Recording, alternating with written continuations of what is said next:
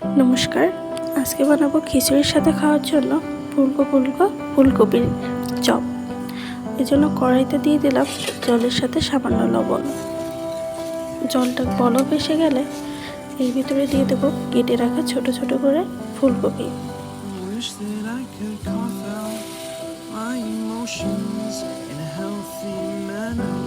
ফুলকপিগুলো সিদ্ধ হয়ে গেলে সেগুলোকে আলাদা পাত্রে নামিয়ে নিব। এরপর একটি পাত্রে দুটো মরিচ নিয়ে তাতে লবণ দিয়ে মরিচটাকে ভালোভাবে ডলে নিব।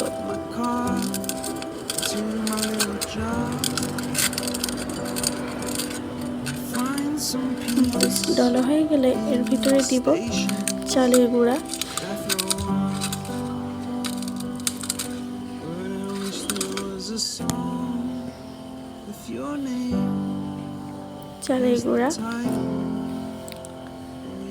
পরিমাণ মতো নিব এবং তার ভিতরে দেব এক এক করে হলুদের গুঁড়া, লবণ, পানি। পরিমাণ মতো পানি দিয়ে অল্প অল্প করে মাখাবো এবং দেখবো এর ঘনত্ব যেন বেশি বা কম না হয়।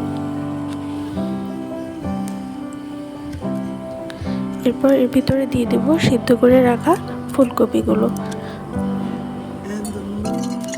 কড়াইতে তেল গরম করে এর ভিতরে এক এক করে ছেড়ে দিব মেখে রাখা ফুলকপিগুলো ভালোভাবে ভেজে দিব। উল্টে পাল্টে ভেজে এগুলোকে তুলে নিব।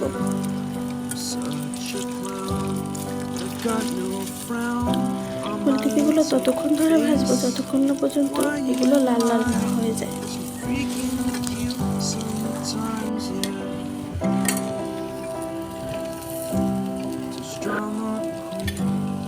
এবার এগুলোকে উঠিয়ে নিব। উঠে নিলে রেডি ফুলকপির চপ। এগুলোকে আপনারা পরিবেশন করতে পারেন গরম গরম খিচুড়ির সাথে। এর ভিতর পর্যন্ত ভাজি হয়ে গেছে। সবাইকে নমস্কার।